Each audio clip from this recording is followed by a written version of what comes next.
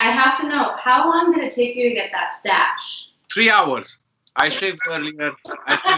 And this is what happened.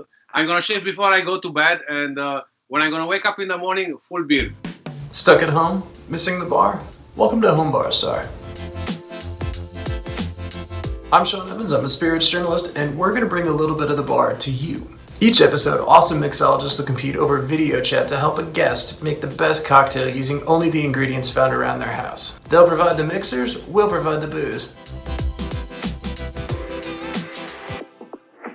This week's guest is Kelli. Kelli is a mental health worker who lives in New Jersey with her wife and her dog, Oscar. Kelli is someone who likes clear spirits and never touches what she calls the brown, which I believe applies to whiskey and everything else. She's tried some of her wife's whiskey drinks. She's never been a fan, so we've got a little bit of a challenge today. We're working with Johnnie Walker Red. Diageo has been kind enough to send a bottle to all of the participants. Kelli's vibe in terms of cocktails is light, sweet, refreshing. She describes herself as a little bit of basic when she goes to order. Would that be fair, Kelli?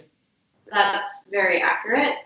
I'm not trying to admit it. And some of the drinks you've been drinking are Moscow Mules, something called a Dirty Shirley, which I'd never heard of, but apparently that's an alcoholic Shirley Temple, and some gin and tonics. Now we're going to say hello to Anthony Baker, Anthony the Professor Baker. Anthony works with the Aviary and the Liquor Lab. He's a cocktail educator. How you doing, Anthony? I'm great, thank you. And then we have Dan Nicoliescu who's the beverage director of the Brandy Library. Dan, how you doing?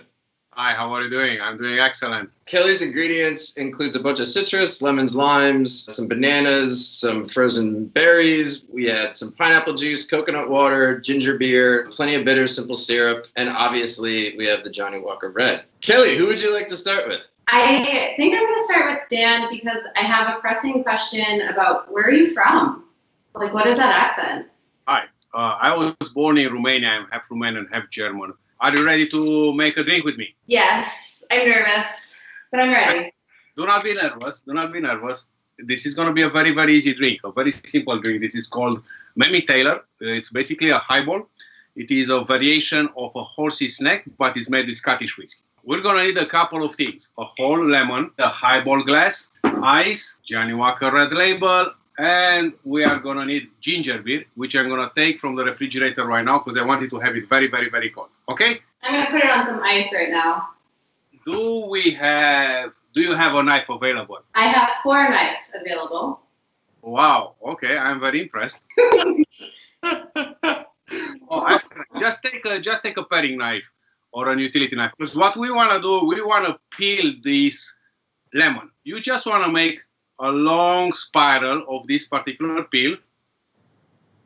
And you know what, Kelli? If the peel happens to break, it's okay. Who cares? Here we go. For example, mine broke already. It's a very thick peel. Oh, that looks good. That looks good to me, but I don't know anything. You are doing great. I'm sweating. That's what I'm doing. Now, when you're peeling citrus, is it ideal to get the white part in the rind, or do you want to try to leave the white part out? For this particular drink, actually, I want to have some of the white peat because we are going to use a soda, which clearly you can find ginger beer that is very, very, very lightly sweetened. However, this is going to bring a little bit of bitterness and it's going to bring a little bit of complexity. It really, really varies from drink to drink, depending on what type of drink you are making. So I have like 2... Excellent. I like that. You are doing great already. So you want to take one of these peels and somehow just press it inside the glass. It's very, very simple. Fill the glass with ice. I'm using my hands to pick up the ice. This is home drinking, right? I mean, we're family here, right? So you want to have a little bit of bitterness from the peat and you want to have some lemon oils in the drink. I mean, that looks pretty good. The professional bartender over there. What are you talking about? I haven't even touched the alcohol, but yeah. Now, whiskey, 2 ounces. If you don't have a jigger and you haven't been bartending your whole life, is there an easy way to measure out from a bottle about 2 ounces? If you have a bottle like this one that is 750 milliliters, this is just a little over 25 ounces. Just try to divide it somehow into 12 pours visually. This is a very simple drink. You make this at home. What you are interested more, it's about ratios. You are interested more about the ratio of ginger beer to the whiskey. You want to have about twice the amount of ginger beer to the amount of whiskey you have. How are you doing there, Kelly? I Good? added a little bit of more whiskey because it just didn't look like enough. All right, I like that. Like a splash. Let's add the ginger beer. How the do you use this? Ha. And just leave a little bit of space on top, because what we're gonna do, we're gonna squeeze a little bit of lemon on top, just a little lemon juice. All right, excellent. Now take your Angostura bitters and just add a couple of dashes of bitters on top. Wait, time out. What is a bitter? This is actually a flavoring agent. This is a highly concentrated tincture of botanicals. This particular Angostura bitter is actually the oldest brand of bitters in existence. The most successful as well is made in Trinidad and Tobago. It's a proprietary recipe. Take your favorite knife, just stick the knife in the glass and give it a little stir. Knife number 3. Oh, that gives it like a nice color. Uh-huh. You just want to mix it a little bit, incorporate it a little bit. Cool. Cheers, but I'm not allowed to drink it yet, right? You are, yeah, take a sip. Let's have a little drink. Am I allowed to give feedback? Yeah, obviously, please. This is delicious. You like it? Excellent. Wait, was I not supposed to have 2 sips? You can take as many sips as you want. Just save a little bit. I'm just going to chug it, okay? We'll be right back. This is called Mammy Taylor. It's definitely not my creation. This is a very, very, very old drink, which is basically a variation of a horse's neck. A horse's neck is the same drink made without the Angostura bitters and is made with rye whiskey. I added the Angostura bitter just for a little bit more complexity. And here you have. That looks like a fantastic drink, man. So Kelly, I read your bio and I saw that you like light refreshing drinks, and I saw that you like Moscow mules, and I saw that you do not drink dark spirits. Now, it's always been my goal to get people to drink something that they don't normally drink. And it seems like Dan did an amazing job because I have a very similar drink. So today we're going to make a Scottish mule. Okay, I'm ready. You up for it? And the first thing that we're going to do, we're going to squeeze 1 ounce of lime juice into our jigger. You have a citrus squeezer by chance? Somewhere. I also have just like straight up lime juice. Oh, even better. What you're going to do is you're going to measure out 1 ounce of that fresh lime juice. And I actually love that 360 brand too. Is that, can I use like the small side of this? Is that an ounce? Yes, that's the small side is going to be an ounce. And I'm going to squeeze 1 ounce into my jigger as well. All right, so once you got that measured out, you're going to pour that right into your shaker, okay? All right. You remember that small side of the jigger? You're just going to pour halfway with simple syrup, just halfway up. Don't fill it up because that's going to make the drink too sweet.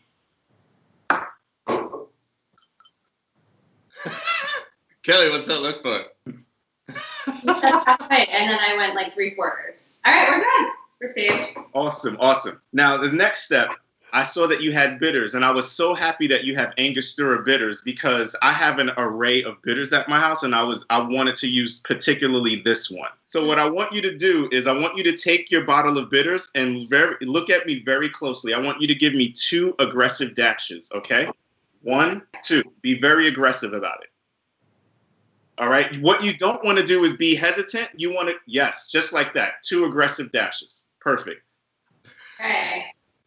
Now we get to the favorite part. We get to our scotch. Now I want you to take your scotch and a shot glass and take a shot. No, I'm just kidding. Okay. Measure out 1.5 ounce. And what you're going to do to measure out 1.5 ounces is take that 2 ounce side. Don't go all the way to the top. Leave a little bit of space before the top, and that should be 1.5 ounces. Okay. All right?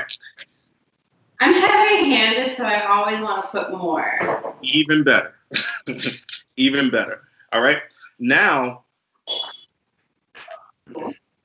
we're going to go in and we're going to shake this baby up, okay?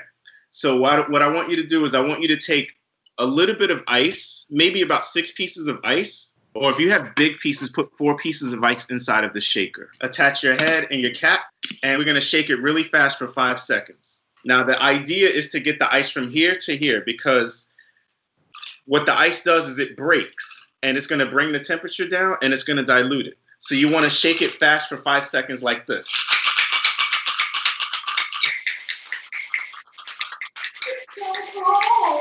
If it's cold, that means you're done. Holy crap, that's so good. Now you see what us bartenders do every night. We have the coldest hands in the world every single night.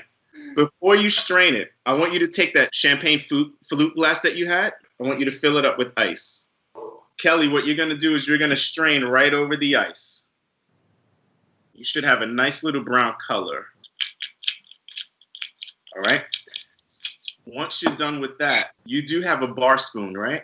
Oh, really nice. Very nice. Okay. So take the bar spoon. Yours is much nicer than mine. I think I need to go buy one of those. Take the bar spoon and put it all the way to the bottom of the glass. Now take your ginger beer, put the lip of the bottle onto the spoon, and pour right down onto the spoon.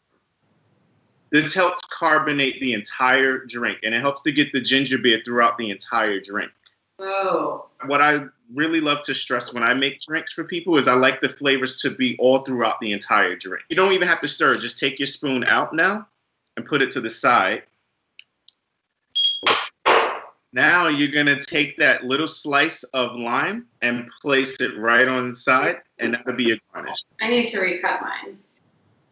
There we go. Looks nice and pretty. Very nice. Very, very nice. So, and this is your Scottish mule. Cheers. Cheers.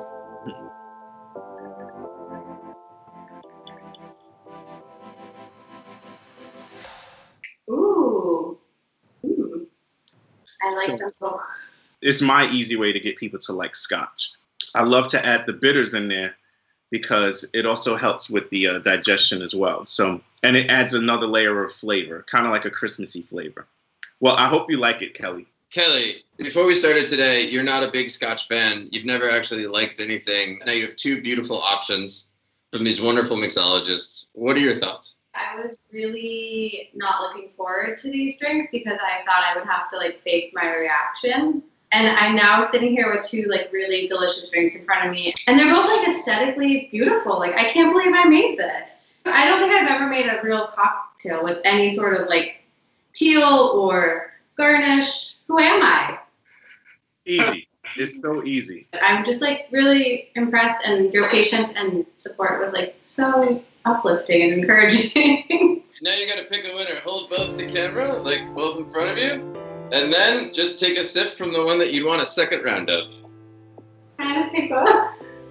I think I'm gonna go with Anthony. And honestly, the only thing is, it's because it's a Scotch mule and in a fancy, cool champagne glass with a lime circle wedge. I don't know. They're both delicious. Thank you. Thank you very much. I was very happy when I saw you had that really nice tall glass, though. I was just like, wow, she actually has the exact glass that I need her for this drink. But thank you for that. And Dan, I definitely want to see you when you get back to the library, man. Seriously. I heard there's a lot from you that I have to learn. Thank you for the kind words.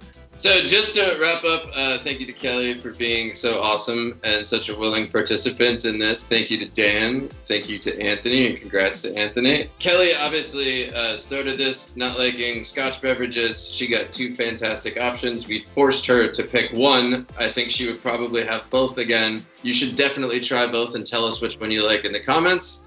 And remember, if you're making these at home, share an image on social media, hashtag it tips from home, and hashtag it Diageo donation, and Diageo will donate $1 up to $1 million to a number of different charities, including the U.S. Bartenders Guild, which helps distribute some funds to guys like Anthony and guys like Dan. Thanks for watching. Recipes are coming up. We'll see you next time. Bye, Kelly. Bye, Dan. Bye. Thank you guys so much. Enjoy it, right? I don't know how to end. Okay, bye. Bye.